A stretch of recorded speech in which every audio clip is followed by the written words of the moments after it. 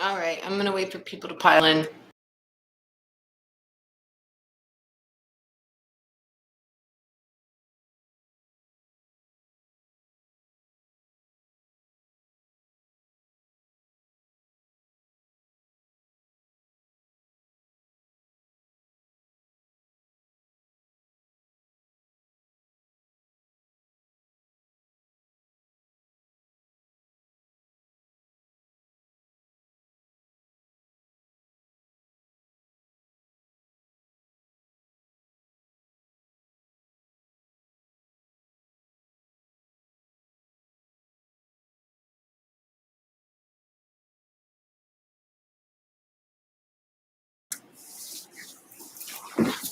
Nope, I decided to go ahead and run to the restroom while I waited for people to pile in.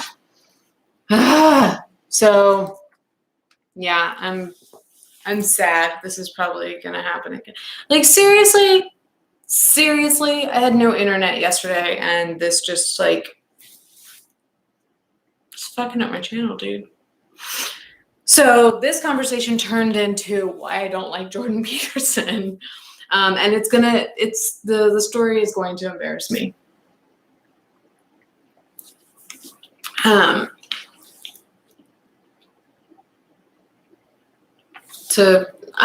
wasn't trying to shit on all of Gen Z. I just have noticed some trends that I don't understand what happened. I left the link for part 3 in the part 2 chat. Thank you, Jamie. Preface, who the fuck Jordan is. Jordan Peterson is a famous psychologist. He's all over YouTube. I believe he's sober. I believe he went under a lot of scrutiny for having a relapse not too long ago. But he's been all over. Is it Peterson with an O or an E? Because I thought it was with an E. Anyway, he is a famous psychologist. And the first time I heard of him, okay, story time, a boyfriend I had but never met. Years ago, this was between the 2 significant deaths in my family in 2016. I was on the dating apps, and somebody reached out to me. It's important to note that they have completely different access to internet fame than other gen. Good point, Bridget. I don't know about his transphobia. I don't know everything about Jordan Peterson. I'm just telling you my personal beef with him. It comes from, and who knows if this is real or not. I started talking to a guy. A guy reached out to me on one of the dating apps, and it was one of those situations. This happened to me before, where somebody reaches out and they live in a completely different state, and you're just like, how did you find me? Why did you find me? Why, like, what?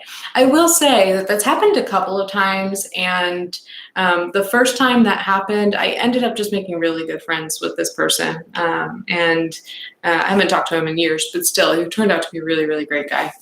But in 2016, this person reached out to me and struck up a conversation with me. We got along really well. We both had what we had in common was a pretty deep sense of faith, as well as a love for like psychology and introspection, and in general, I was going to say being, and then I'm like, what's the word for being good with words? And then I'm like, oh, the irony of that. Eloquent. So articulate. That was his opener, was something like, how are you so articulate like me? So this guy kind of thought pretty highly of himself. And okay, so other people have had similar experiences where you've had a boyfriend, stays over, you just kind of like talk on the phone, you FaceTime, all of that. You can contribute to the conversation, Logan. So you learned about, You've been confusing Ben Shapiro and Jordan Peterson your whole life. That's funny. So I was talking to this guy. I'm trying not to get distracted by you guys in your conversation that I want to be so hard. But this guy I talked to, we would have really great conversations, obviously, because we both were pretty intelligent people who had conversations about faith and personality and introspection and all these things that are so important to me. So of course I wanted to talk to this guy. I don't know that I was ever really physically attracted to him.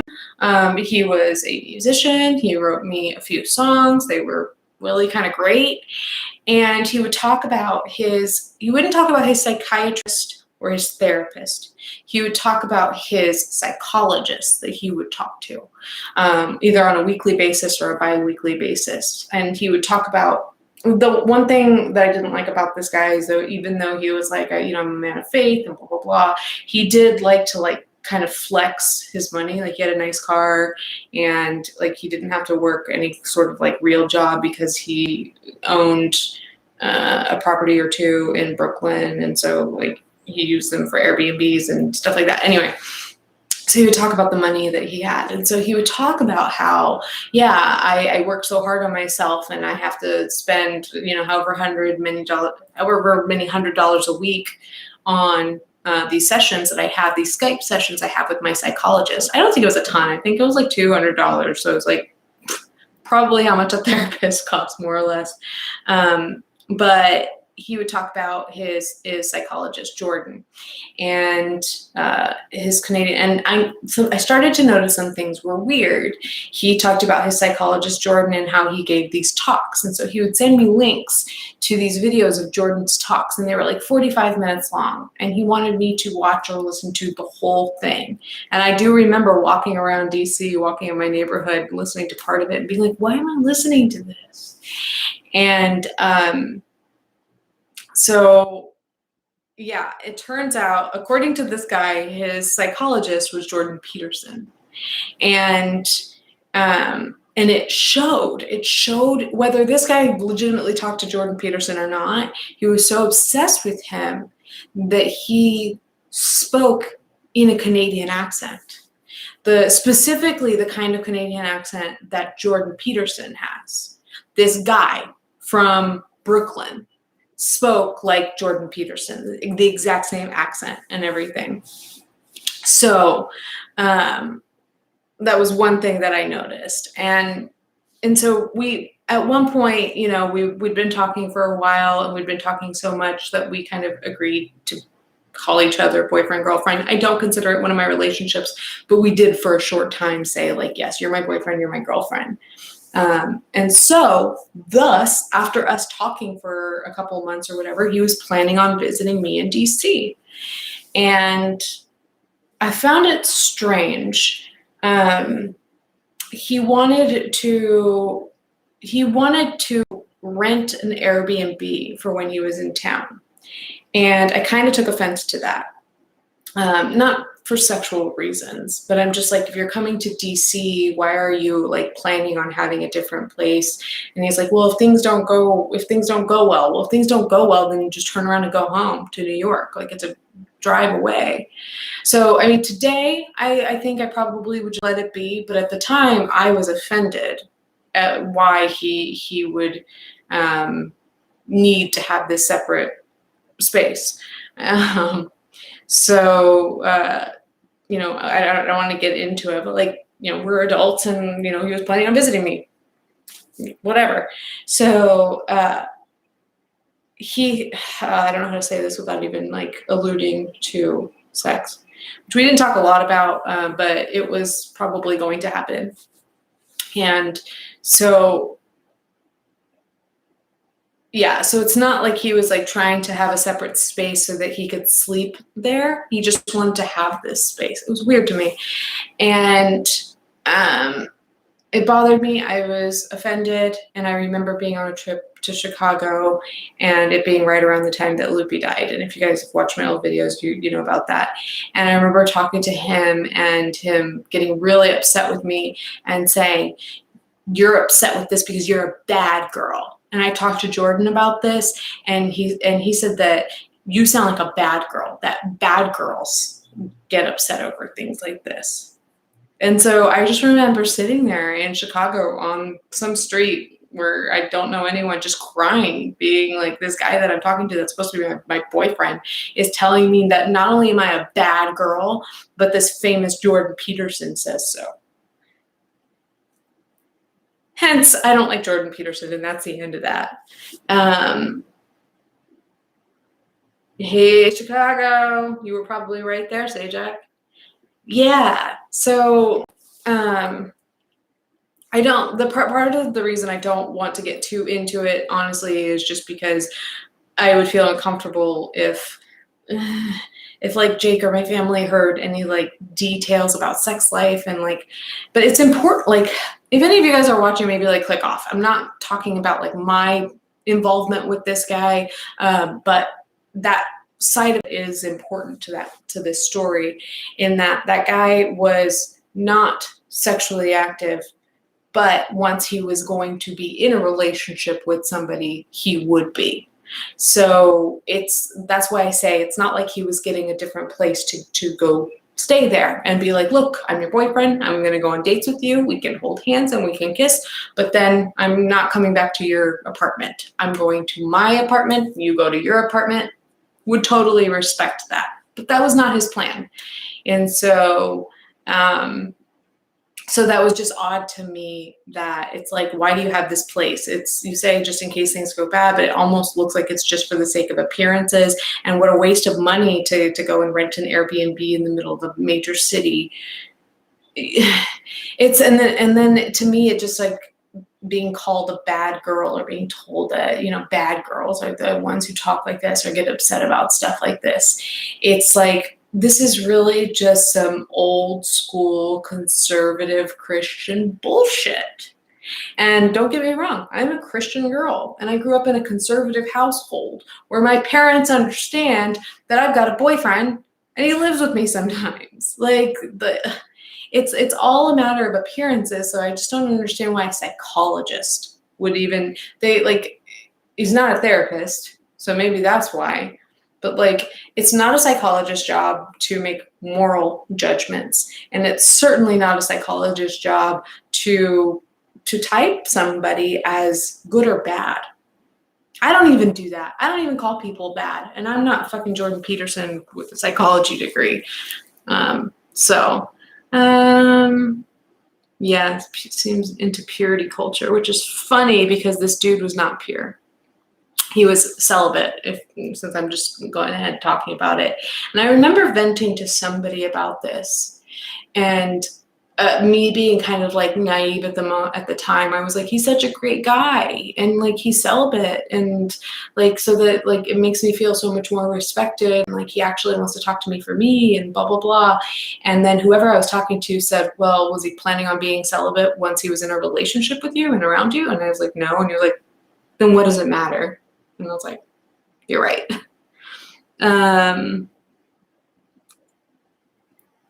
Yeah, so that was my very, very long answer to the question in part 2 about what I think of Jordan Peterson's talks on narcissism.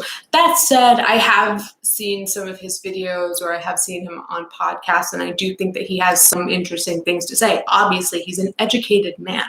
He's got some things that are worth listening to, but there's just this, like, I'm just a little irked anytime I see him, and it makes me just wonder. Everybody keeps spelling it with an O, but I feel like it's Peterson with an E, right? And the reason I ask is because I put his name in the title. And that might mean that it's with an O, dude. I put the wrong spelling in my title. I'm gonna have to change that. So, okay, so Shark Force Omega says that Jordan Peterson labels people that way. Really? And like, someone like me, like, I know that not everybody likes me. I'm sure that there's somebody in the audience right now who's not a huge fan of me. But like, of all the people that you would put that label on, like me, you can not like me. You can think I'm a douche or whatever, but I don't think that I've done anything so bad to make somebody's psychologist call me a bad girl. And it's such a weird, gross way of putting it, right? Ugh, it sounds gross. Broken clocks are right 2 times a day. Yeah. More James Charles tea happening right now. Uh-oh. Yeah, oh, do you mean like the even another 15-year-old that came out? Like, that'll have to be a whole other conversation because this was supposed to be about Gabbie and the Vlog Squad, but also kind of like whatever pops up for us, which that's what I would like these to be on Mondays. And I sure as hell would like a stable internet connection. Please, Comcast. I know you're watching at Comcast Cares. If anybody's ever tweeted about Comcast, you don't even have to at them. Then you get a DM from at Comcast Cares. Yeah, right, you do. Bad girl sounds sexualizing as fuck. Yeah. On one hand, it sounds like that. On another hand, it sounds demeaning in a way, like as if I'm a child and an adult is saying you're a bad girl. And it's hurtful to hear. Not that Jordan knew what I was going through at that time with the family death. Like literally I flew from her funeral to that Chicago trip where we broke up on the phone because he called me a bad girl. But hi, Alicia. Yeah, and that's the thing is that it wasn't even about me being sexual. I wasn't being sexual with him. It was just, for me, it was just like, why? I used to get very hung up on stuff like this all the time. Like, even if it were like a friend coming to visit, I would be like, don't spend money on an Airbnb. I've got space. Like, if somebody came to visit me here, I might be like, yeah, sure. Yep, go ahead. But if Christina wanted to come visit me, I'd be like, girl, like we're going to be up at the very least. We're going to be up late at night. We're going to be hanging out late. Like if you don't want to sleep in the same bed as me, that's fine. But I've got other space in my apartment that you can sleep in. I feel close to you and I don't see the point in having these different spaces. Now looking back, I can have more respect for somebody if they just feel more comfortable having that space. But don't call me a bad girl for it. That's it. The Mod Squad. Yeah, I have called them the Mod Squad before. That's funny. Also, hey, Deshaun. Yeah, so that's that. Curious as to whoever was the original person. Was it Shark Force Omega? Who originally said something about Jordan Peterson's talks on narcissism, because I do find those videos about narcissism to be interesting because I do think of Gabbie Hanna a lot when those videos come on, and I don't know if it's just because organically those things remind me of her, or if she's used that word so many times that now I think about her when that term comes up. And I think she needs to think about that. I think that she projects so much that she has put that thought into people's minds before they would have organically had it themselves. So if I'm being honest, like I keep saying, like, we don't call people narcissists here. Like I don't diagnose people. And on that note, I was really like, I watched Swoop's video that she put out yesterday, I think. And there were some things that I liked about it, and there were some things that I did not like. And one thing that she did that I really did not like is, and I point this out because I don't think that she's the only person who does it. I think a lot of YouTubers do this, is that they pull up a definition of narcissism. Or she also pulled up like these are the indicators, and if you have this many out of this many. And they pull up a definition of these things, and then as a means to say, well, like these people have these traits. And when you do that, you are diagnosing someone. Whether you say you are or you're not, that's what you're doing.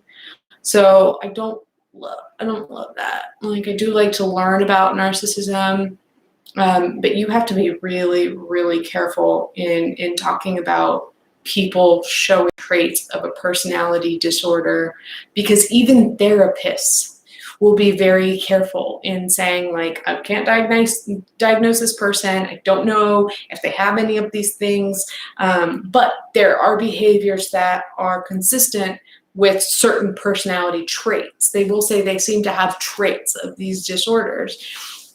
But if a therapist is going to be that careful, we should be even more careful, those of us who are not therapists or, licensed clinicians in the field of psychology. So narcissistic tendencies, I think you can display narcissistic behavior without being an actual diagnosed narcissist. I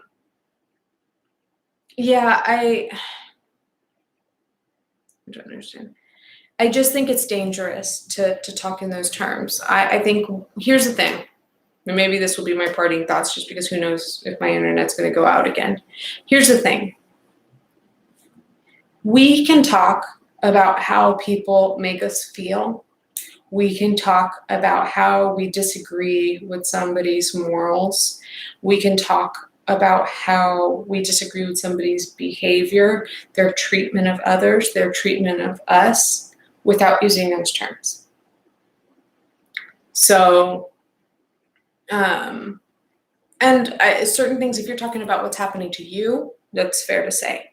So, for instance, Gabbie tweeting about me and then saying, oh, I'm sure someone's narcissistic enough to think that this is about them. I was talking about #FreeBritney. I have every right to say, doesn't make any sense. Somebody who's talking about Free Britney would say #FreeBritney and wouldn't be vague about it. Also, you're gaslighting me, and that hurts. That doesn't feel good. I think that we need to get back to basics and talk in those terms, in the way of saying, like, this hurt. The day that you sent that hate mob on me hurt. It put me in a panic. It made me worry. I was sobbing. It made me feel this way and that way. And, you didn't speak up on bullying. And so many people that I care about felt unheard and not cared for. We can use these terms without saying, like, that thing you did was so narcissistic. A narcissist would do that. A narcissist would do this and that. That is like my overarching thoughts. Sometimes, of course, we wonder about certain things. Like, I heard about this thing called narcissism, and it kind of looks like this person. I wonder, but like, I don't think we should get deep into those conversations. But I will say, like, she strikes me as very selfish, very self-serving. These are all examples. Self-serving, likes to only talk about herself, is trauma dumping. We can talk about these things without attaching a diagnosis. The other thing too is it gets a little bit sticky because this is talking about a diagnosis, but one thing I don't like is how she says, my mom is and was abusive. My mom has BPD. This is how my mom acts. You remind me of my mom, right? We've seen a lot of this. And then she also says, I know that the reason I was hanging out with narcissistic abusers is because I have mommy issues and I was seeking out people who remind me of my mom and blah, blah, blah. It's my mommy issues. And part of me wants to, like, grab her face and be like, were you seeking out people that remind you of your mom? Is that what you're doing? Or is it that you've inherited traits of your mom? And that's what's coming through. Which I guess you can have that conversation without talking about a diagnosis. Oh my God, they're just jealous of what? Of what? I'm not going to speak about anyone specifically, but I am happy with my life. And there are people who seem quite unhappy who try to say that others are jealous of them, and you're like, of what? I feel language. And it shouldn't be like, it was funny because, like, on when Dr. Drew was on Frenemies, right, and the therapist tried to do this whole, like, use I feel language, and then, like, you see jokes about this a lot on TV, and I think Trisha did, like, I feel like everything is about you, and that's not the point. The point is to talk about specifically how you feel. So instead of saying, like, I think you make everything, or I feel you make everything about you, it's more like, I feel unheard. I feel unseen. I feel like when I talk to you about what I'm going through, that you're not validating me, or at least I don't feel validated. I'm not coaching anyone on how to talk. I just think that like some of the ways that the internet talks about like feelings and mental health, it like gotta like tweak that a little bit. I tend to seek people like my mom too, because my mom is amazing. My mom is the best person I know. Liz says, love you, Alicia, you're awesome. Respect you so much. Just wanted to say that. Like, I actually, like, when you guys say things like that, this happens to me. This happens. Thank you. I get messages sometimes when people join Patreon. And, like, a lot of times, those first messages that I get, I'll tear up, like, just about every time.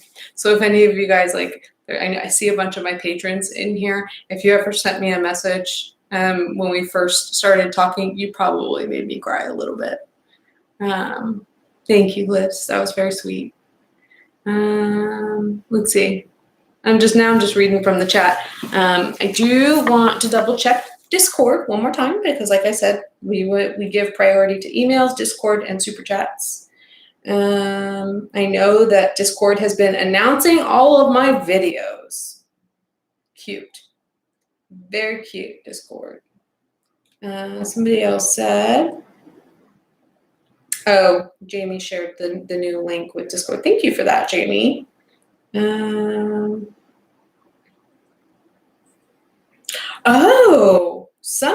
Bridget let us know that Gabbie Hanna changed her channel name back to the Gabbie Show. Thoughts? My first thought is, I have two thoughts. Let me answer Alistair first. Don't ever let someone get you down your word so much. Thank you. I really appreciate you, Alistair. You've got a really good way about you in terms of being able to show your disagreements and show that you are your own person, but also being very caring and loyal, honestly, to me throughout this experience. And I really appreciate that about you. I mean that. Jamie made me cry. Jamie also scared me and made me worry about my ghost in my apartment.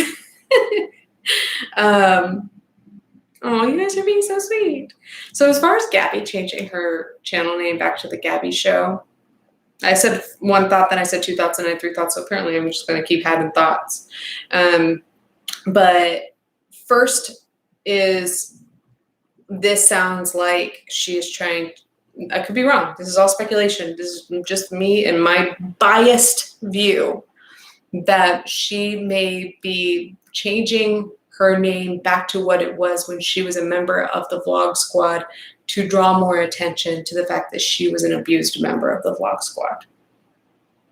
That's one thought, one possibility. Another is, I don't know, maybe I only have two thoughts. The other is, what if I would love this. This is kind of like my dream for Gabbie. What if she really does some reflection and she goes back and she says, actually, the person who I was then really is who I was, who I've been pretending to be lately. That's the persona. Who I was then, that was me, and is going back to that. I doubt that's what's happening, but that, to me, I would have so much more respect for her, I think. And of course I could be wrong. Only she knows how she feels. But Sajak said it in her video. I've said it a ton, that for somebody who says that she's being her real self so much these days, her current persona seems very contrived. Whereas that old Gabbie was so relatable and fun and seemed at ease. And I've talked about the Vlog Squad being bad actors. It's not just about like, oh yeah, you liked her because she was playing the persona that she wanted people to like. Yeah, I get that. But I said this too in a recent video, that the Vlog Squad, they're not good actors. And the same goes for Gabbie very much. She's not a good actress. So this person that she's being right now, that claims to be so happy and so different and so introspective and so like weed is a replacement for therapy, which is such a dangerous message to send out. Oh my God. But that person, to me, seems very contrived. That looks like she's playing a part or trying so hard. You know, like, okay, example, when you say you're in a relationship with somebody and you fuck up time and time again, but you love that person and you want to be better for them. And so you try so hard to do everything you can to behave. And this could even be for like your parents or in a friendship or whatever. Like, you know, you fuck up, and so you try so hard to be this thing, to be this perfect thing that like will please whatever party it is that you want to please. And then like eventually that breaks. And you have this like rubber band effect, and you snap back to actually who you are, and probably into a more toxic version of who you are. And that's what worries me, is that's what's happening. But she looks like she's trying really hard to fit in this box. And with that podcast with Trisha Paytas, you saw it cut so many times, and I feel like you started to see her elevate.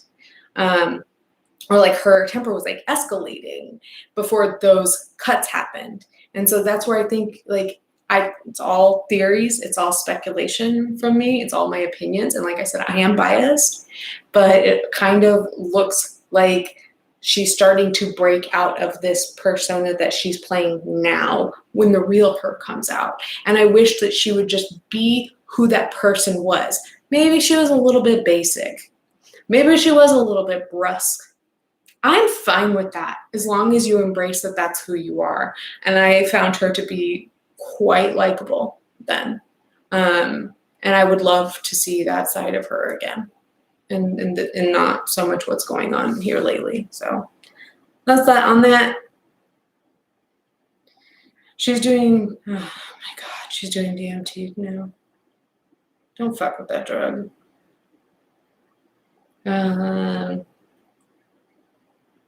Oh, it's totally okay to discover yourself, and it's totally okay to play with like lipsticks and hairstyles and clothes and weed. Like, it's fine. Do not tell your young audience that weed has done more for you than years of therapy ever did. Maybe it has, but don't tell your audience that. It's a dangerous message, because how many people out there are looking for an excuse to not go to therapy? And also, how many people could really benefit from a therapist? DMT, as far as I know, is the drug that essentially activates the part of your brain that is activated right before you die. So, I mean, however much I know. There's a book I would highly recommend for you cerebral types that are interested in drugs, but also psychology and neurology and addiction. It's called Portrait of the Addict. Portrait of the Addict. I'll put it in the description. Actually, I can look it up.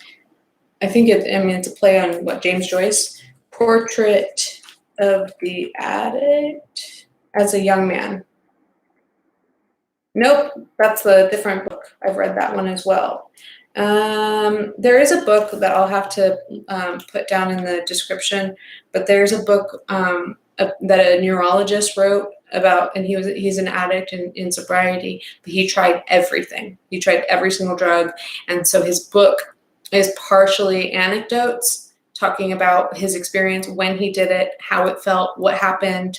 And then he also talks about the neurological side of it. So he talks about what's happening to the brain when people do these drugs. And it explains why we act, how we act, and how we experience what we do. So I just say that I say don't fuck with DMT, just because like if that's the chemical that's going off in your brain right before you die, if I'm correct, then like maybe you should just reserve that for when you die. Maybe that's not something you should like mess with during your like living life. But on the note of Gabbie Hanna and smoking weed and thinking that is a replacement for therapy, I'm trying to remember what he said was activated, what part of your brains were on and off when you smoke weed. The part of your brain that attributes meaning and value to things is amplified. And so I think that's why when those of us who do partake, when you do partake and you smoke weed or ingest it, however you do, you have things can be funnier. things can seem so profound. Things have so much more meaning when you're high. But the part of your brain that is attached to reality is offline. So you're attaching a lot of meaning, but not really steeped in reality. And that's what Gabbie is using as her therapy. And that's why I think that's dangerous. I'm checking in on the chat. Yeah, and it also has a different effect on everybody. For me, if I feel sad or down or depressed, it can help. But if I'm anxious, it just makes things worse. It also is a stimulant, not a depressant, and a lot of people have that wrong. It can relax people in that it can affect one's mood or help a person, like I said, detach from reality, detach from those thoughts that make them anxious, and so they can relax. But the chemical itself is a stimulant. And you know why I know this and Gabbie doesn't? Because she's been smoking for 4 years. I'm sorry, but when she was like, she talked on her podcast where somebody was like, she was like, I got to stop talking about it because people are like, oh, is this your first time smoking weed? And she's like, but I've been smoking weed since I was like 25. And so I'm like, wow, 4 or 5 years now. Yeah, you haven't. Not that's like, it's only laughable because she pretends to be some sort of expert on it. Submitted for the approval of the Discord community. What changes are we making to Discord now? But speaking of Discord, I know that I've had a couple of people ask about how to access Discord. You do have to be a patron. So that's Patreon.com/HelloLeash. If you've enjoyed the conversation that you've been having in these 3 live streams, you see a good bit of my patrons, particularly those with the blue wrenches.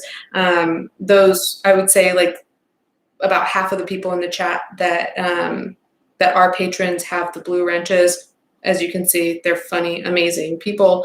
So I am plugging my Patreon because legitimately we have found, I was really nervous about this in the beginning because we had such a good thing early on. And I remember those of us that were patrons, like when we started to see more people coming in, we worried and we said, well, we're going to lose. That's something special that we have here. And it started to grow. And I would say sometime in the past 6 months or so, when we started to see more and more people join, we were like, holy shit, the more people that join, the better this place becomes. And our whole thing was that we have like a safe little corner of the internet, and that's how we feel.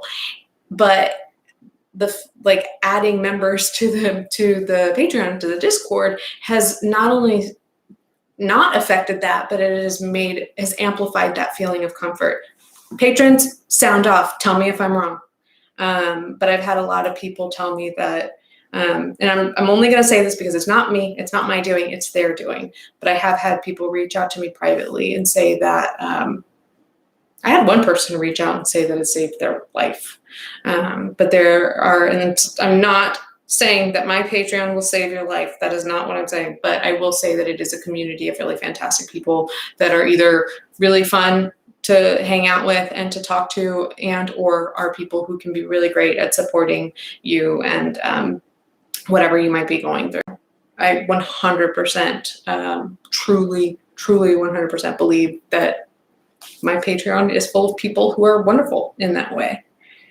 And now I see a bunch of blue wrenches sounding off, so I'm hopefully they're saying that I'm right and not wrong, though I invite either or. Discord community is actually fantastic. It is. Sajak comes in mostly for comedic relief, and if you've ever watched her videos, then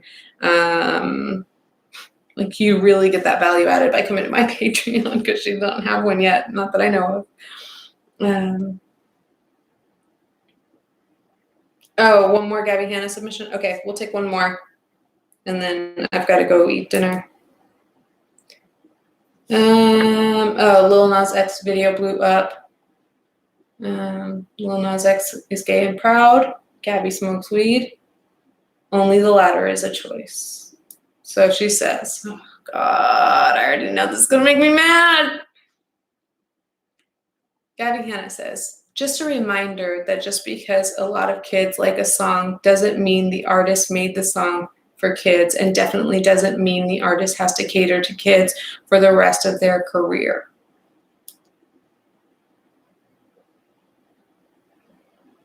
Gabbie Hanna, you're not Lil Nas X. You're not Britney Spears. Stop. Stop. You're not Gwen Stefani either. Don't think I didn't clock that either. You're not those people. Stop. Somebody did make a really good point in a video here recently when influencers should be like, I didn't ask to be a role model. I never asked for this. Their parents can go take care of them. I didn't ask for this. And like Gabbie says, I always select the box that says this is not for kids. I didn't ask for this. It's like, yeah, but you're living in a mansion, right? Right? And you're able to make these music videos, right? You say that these videos paid for your life, but actually we know otherwise, that you have patrons and you have a mansion, a mortgage, you've got music that you're paying to produce. And don't think that that is not linked to you being a role model, to you being influential, to you having child fans. If you are going to denounce your child fans, you're going to have to denounce your platform or change your platform, get rid of those fans, and not make, merch and products that cater to them, because who other than a child is going to think that those poetry books are any good? Stop comparing. You're not Shel Silverstein either. That's another person that I feel like she thinks she is. Stop. Like Michael Jordan, stop it. Get some help. That's my thought on that. Yeah, you are financially successful because of those kids that love you. Promise you. If anybody under the age of, probably still have some stands, but if you hadn't had anybody under the age of 18 when you started off follow you until now, you would not be doing that well. You'd still be in that little apartment. 3 of the same book. Yeah, 2 times. Oh, did we both jinx? You called the jinx. I owe you a Coke. All right. You spelled jinx wrong. Pokemon card book. Yeah, so that's my thoughts on that. I'm really, really sorry that this is broken up into 3 parts. I really hate that. I really genuinely hate that. But I'll see what I can do to maybe tweak the thumbnails or titles a little bit so that this flows a little bit better, and place them into a playlist so that if you want to go back and watch them, that's great. Or we can just treat this as a live event and not necessarily as videos. I'm sorry to those of you in the playback who've had to look for 3 different links. I'm probably going to have to go do some link descriptions and all that. But I like having these conversations with you guys. I was going to say on Mondays, but now it looks like probably on Tuesdays at 6:00 is going to be when it is. It's a fun time. So far, we've done it twice, and I've enjoyed both. You guys were very patient with me, so thank you. If you haven't taken a moment to hit the like button on this, if you wouldn't mind. If you liked anything about it. If you didn't, don't.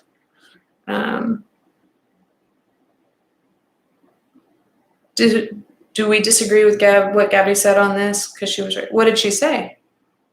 If we knew what she said, then about her tweet. Just a reminder that just because a lot of kids like a song doesn't mean the artist made the song for kids, and definitely doesn't mean the artist has to cater to kids for the rest of their career. No, I don't disagree with that. I think that would, like a lot of Gabbie Hanna's tweets like that, Free Britney and all that, are really about her. And I think that's the reason a lot of us are like, ugh. But also, it's a loaded tweet when you're making it about Lil Nas X, because if we were talking about anybody else, if we were talking about Gabbie Hanna or just people in general, we'd feel more comfortable having a different conversation. But if a person's art in general. If you write a song and a bunch of kids like it and that's a fluke, whatever. But if your content that you're putting out continually brings in children and you're aware of that and you are making an income off of that and you are funding your life off of that, knowing full well what your demographic is, then you have to take action on that, whether that be continuing to, yes, cater to a child audience and make sure that you are putting out responsible messages for that child audience. I don't know Lil Nas X.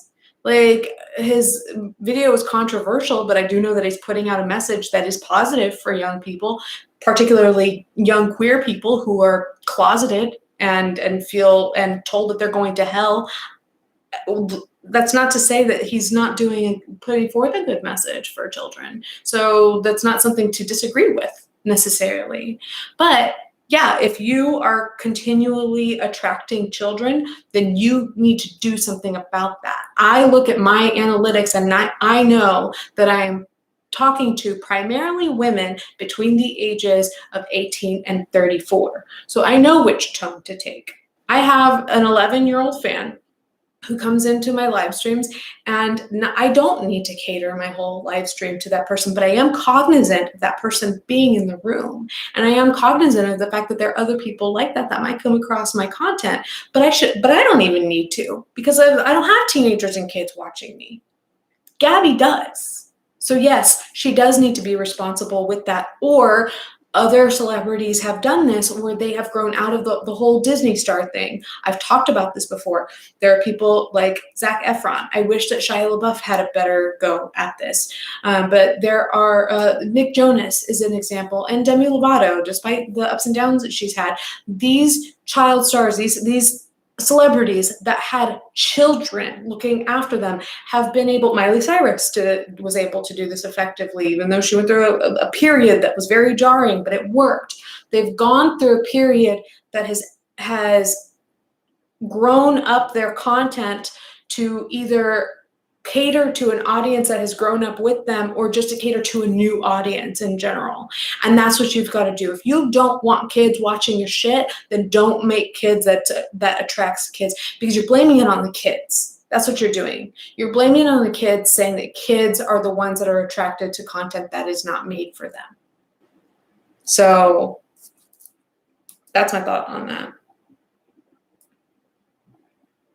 I have no idea how that went over in the chat, but yeah, like, no, I don't disagree with what she's saying, but I do think that it's a super loaded tweet, and there are a lot of thoughts on that.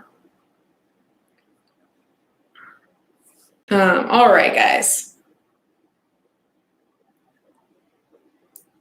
Yeah, I didn't think that his music was for kids, but if a 14-year-old kid hears that song and sees the video and gets the message behind it, I understand that the video itself is very disturbing for many people, and I don't think that that's invalid. But understanding the message behind it, then I think that can be very powerful for some young people in a positive way. All right, guys, now we're having discussions about different drugs. Thank you for the likes. I see that you guys have almost doubled the likes since I asked you to do that. If you do enjoy talking to these lovely people that are in the chat, I encourage you to join our Patreon, patreon.com/HelloLeash. We talk about a whole slew of things, but generally these conversations that you and I are having weekly, we typically have those every day over there. So that's fun. Otherwise, oh my God, what our DMT dealer? I can't, you guys. I gotta go. I only had one angry stand? Okay, that's fine. Cool. I hope that we had a good conversation that was productive for all. Probably not, because I cut 3 times. But I love you guys. Check out the Patreon if you want. Or leave a like. Subscribe if you haven't. You guys probably have. There's not a ton of us here. But to the 239 of you who are watching who are not me, I do love you. I love you, and I love these conversations with you. And I'm really, really looking forward to next week. I have a video coming out for you guys Thursday, and then I love how Fat Sajak gets so much PR on my promo on my channel. But yes, go sub to Fat Sajak too, because it is a good time. Like that's for your own good. That's not for her or for me. I love you guys. I'll talk to you next week. I hope you're here next week when I'm here. Love you. Here's that awkward time where we're waiting on the end stream button to work. I love you guys. Bye. I'm going to hold this note until it ends.